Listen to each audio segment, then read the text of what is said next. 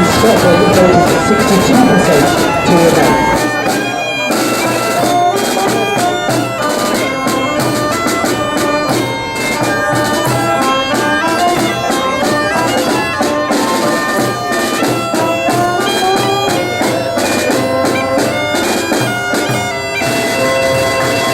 1951 census, when I was a wee boy, the census said 81% of the people in this parish were born in this parish.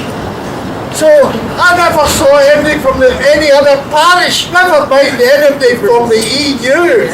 The only people we ever saw were the breadhorns who came and sold us onions. And then when I was an adult, I got to travel right around the EU, and I loved it, and especially Portugal.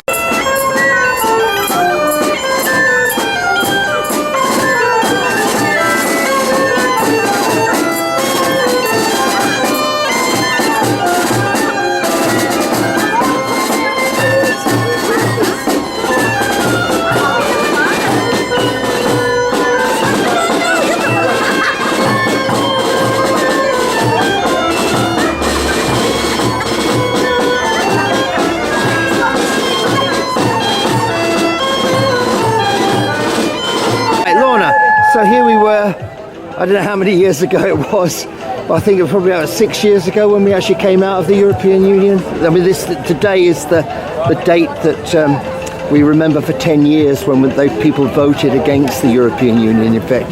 But we stood here that night and I interviewed you and you told me some things about that. How do you feel about it 10 years on? I'm so sad that Britain chose to come out of the EU. I think we've lost a lot. Our young people lost a lot of opportunities. Our businesses have lost a lot of connections, possibilities for exports, possibilities for employment and talent. It has been nothing but losses. And I am so hopeful that with the new Prime Minister, we can have a new conversation about how we rejoin the EU. Yeah, I mean, you said to me that night, I thought I had the golden ticket. Lorna Slater, co-leader of the Green Party in Scotland. So we've come to this impasse with the Brexit, and it seems we've got to come out of the European Union. What do you think of that? I think it's a really, really sad day. I remember the day when I was a teenager, when I found out that I was eligible for a British passport, and that would allow me to live and work and study in any country in Europe. And it felt to me like it was the golden ticket to a future full of exciting possibilities. When I came from Canada to here, because I could go anywhere, it is a desperate thing, isn't it? Absolutely. I have had to renew my passport, and it has the navy cover, and it just means I can't go all the places I used to be able to go. We used to have so much freedom to live, work, love, play, visit 27 European countries.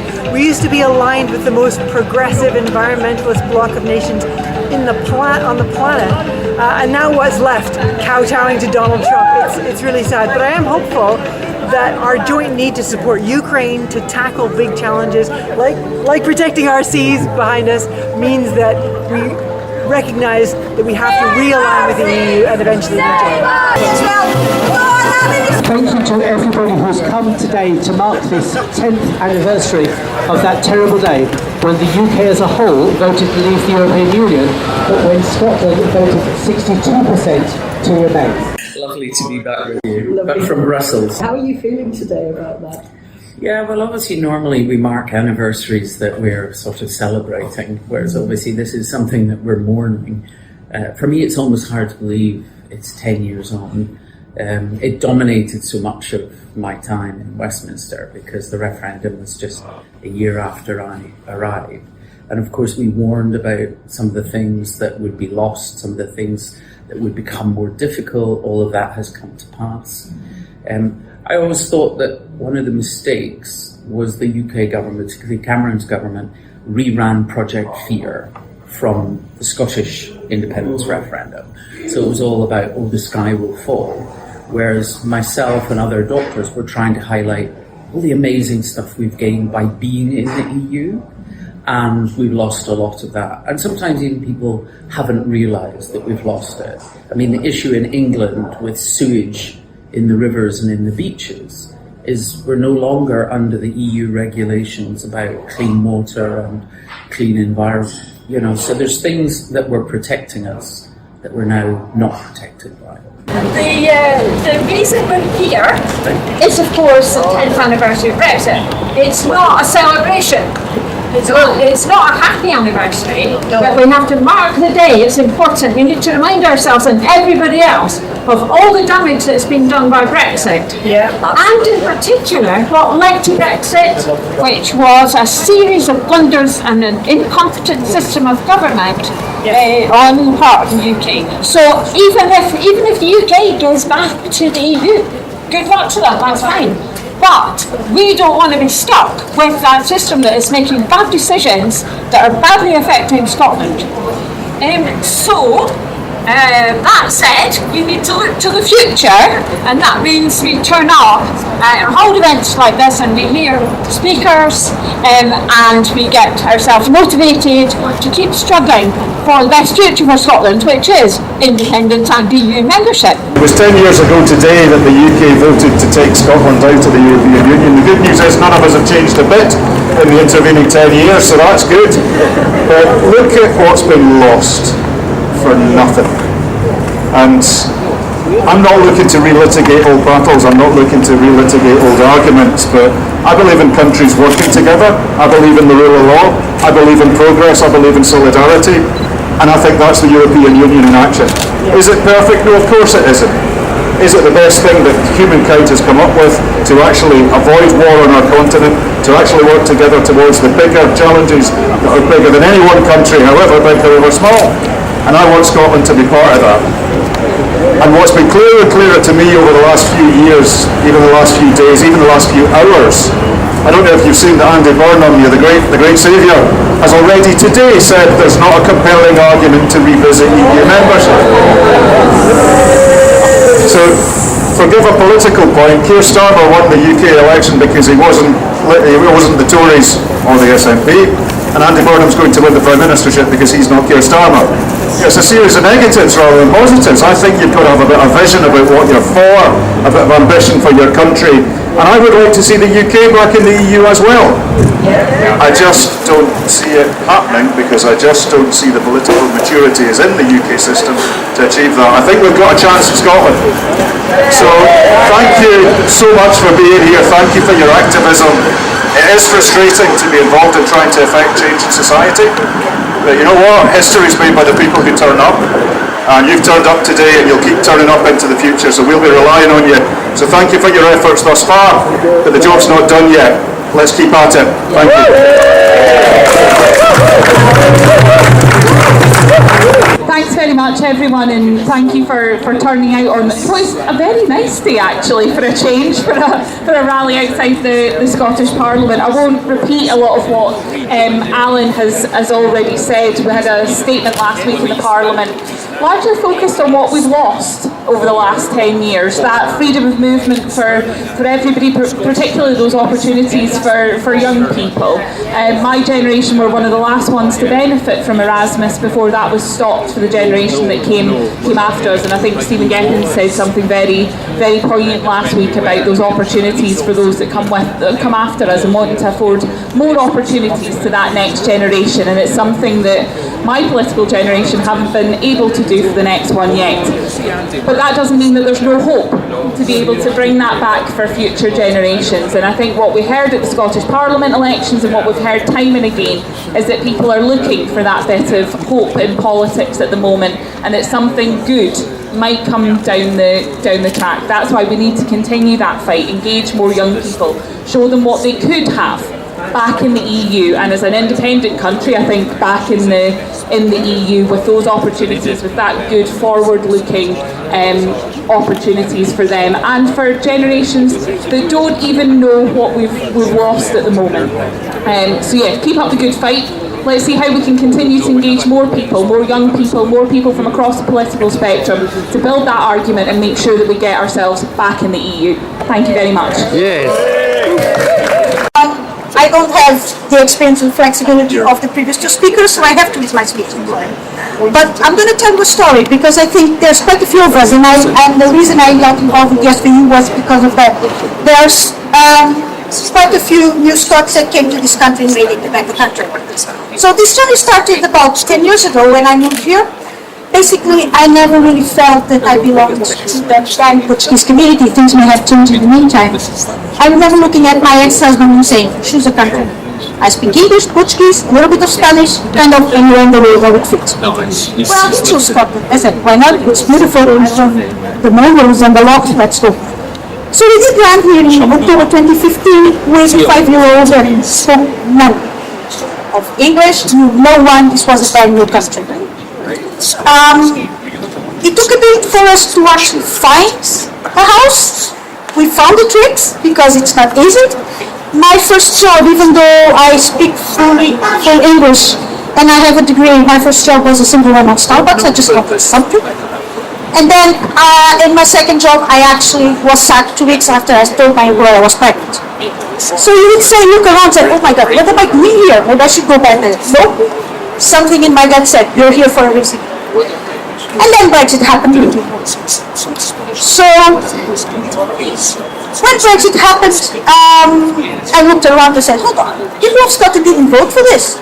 And we're still being dragged. What's going on in here? So Brexit was bad for so many reasons. But Brexit brought me something very important. We brought me the SNP, we brought me the European movement, and ended up bringing me to the SVU. It's now that I am very proud, as Murat say, I introduce myself usually as a very proud New Scot. And I found my passion, I found my drive. I'm the only Portuguese person elected in Scotland. And I'm taking advantage of that situation to raise awareness towards the Portuguese community. The embassy and the consuls are both in England. I've been invited to events there to find out that I'm the only Portuguese person in Scotland that is actually making a point. And when Portuguese people ask me why does Scotland need to be independent, I put this in their hands and I say, you know, if you're independent, we need an embassy here. And I change their minds. So it has been quite different. So, as a single mother of two now, I am starting my own business. I am an elected member. I managed to find myself a lovely Scotsman as well, so I'm home. I'm home. I'm not going anywhere. You're stuck with me. Because you cannot choose where you're born, but you can find it and choose your home. So I choose Scotland, and I'm very glad to know that Scotland shows me any other way. So as Alan already said, as Murat said, Alan asked for the European Parliament to collect arms for us, and I'm asking for the EU to register back home. We are home at the EU, and we need to go back. Sorry, okay? So, just to finish, as I said, I'm not as experienced as the previous people. I need to learn from them. It is essential, more than ever, that we rejoin the EU. It is essential to go to a union that treats us as one of them, and not as we are at the moment. 7th Prime Minister in 10 years? Does it coincide with the EU vote? Absolutely. Thank you so much, and I'm very glad to be here, and thank you for the opportunity to allow me to say so much. Thank you. I mean, all three governments that lead Scotland, Wales and Northern Ireland want to be back in the EU, so that's very clear. So even though Wales at the time, the people of Wales did vote for Brexit, they have shifted considerably. The support to rejoin in Scotland and Northern Ireland is about 73%. It's mid-60s for Wales and mid-50s for England. So even in England, it has changed, but it's not as strong as in the other three Celtic nations. I think for us who support Scottish independence, what it changes, and this is quite important, is we're no longer an isolated target.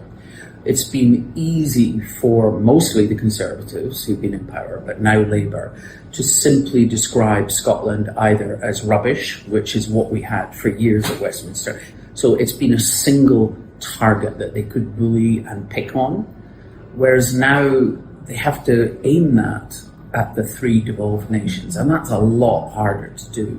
So I think the solidarity, and it's quite important, of the 3 Celtic nations to build that common solidarity. So although Northern Ireland has an obvious route through unification, Wales, the Welsh government, feel they have to work through more devolution first, that their population are not as far on as us in thinking about independence, whereas we want independence. What they all want is self-determination, that they have the right to choose their own future, not someone sitting in London who's completely divorced from the reality of these 3 nations.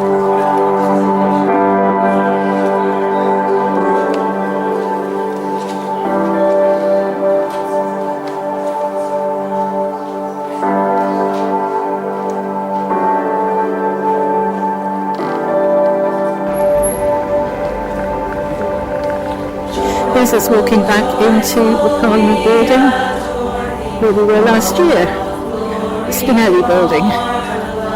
Oh, it just always feels so emotional to be here.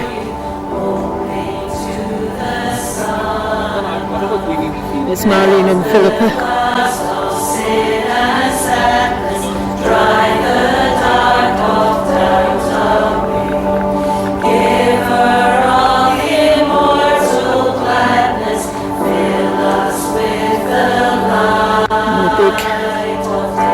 Democracy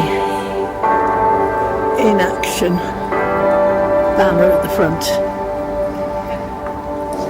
All your works with joy surround you, earth and heaven reflect your rays, stars and angels sing around you, center of unbroken praise, field and forest, vale and mountain, flowery meadow, flashing sea, chanting bird and flowing fountain, praising you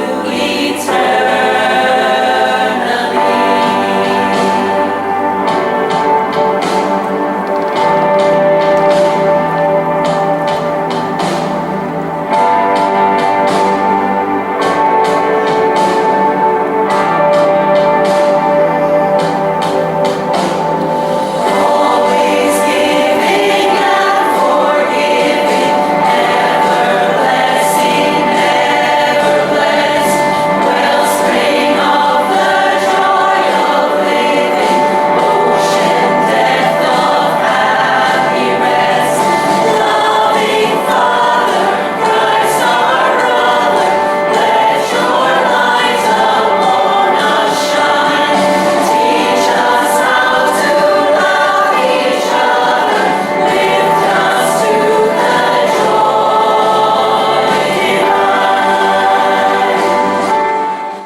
Our message to the EU. You've been keeping a light on for Scotland. You need us. No Scotland, no party. So hello everyone, I'm Sandra Green from Yes Tweedale, also member for Yes for the EU. But what you don't know is my maiden name is Alessandra Bassotti, and I'm a proud Italy Scot, and my parents were immigrants, proud Italians, proud to be considered Italian and Scottish.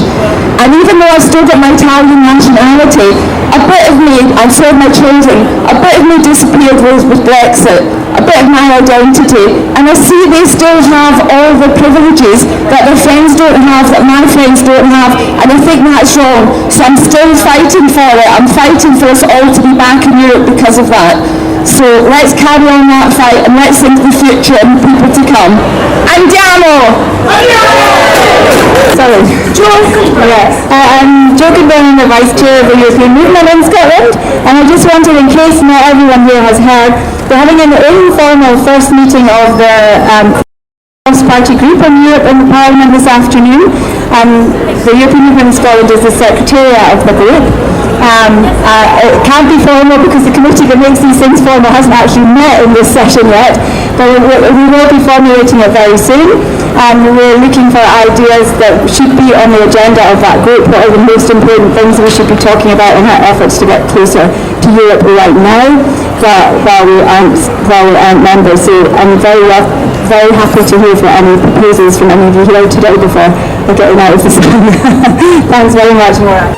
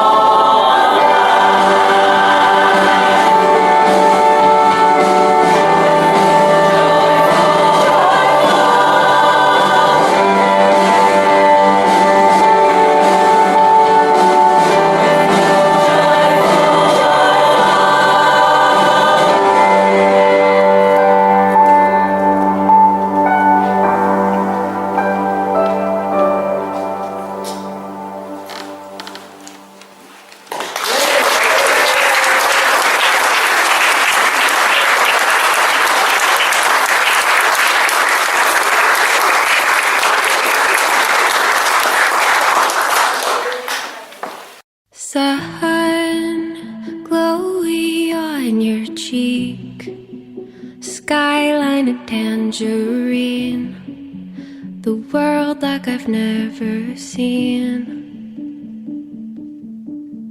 Summer skin and dewy eyes, I can't get it through my mind, the world in a brand new light.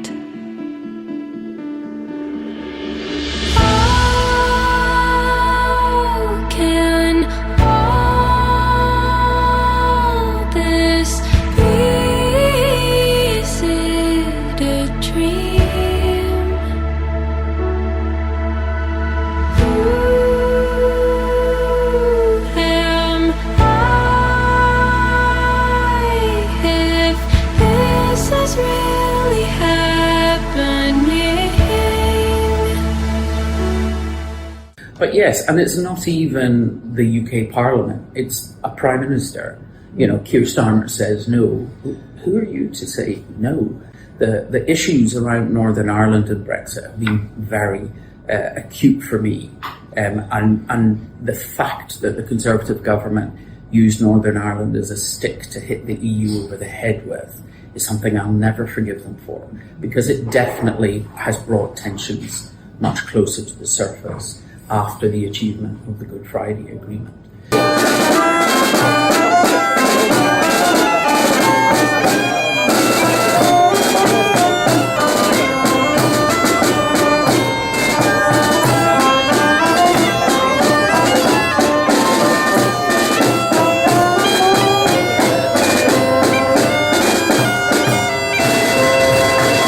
Sun glowy on your cheek, skyline a tangerine, the world like I've never seen. Summer skin and dewy eyes, I can't get it through my mind,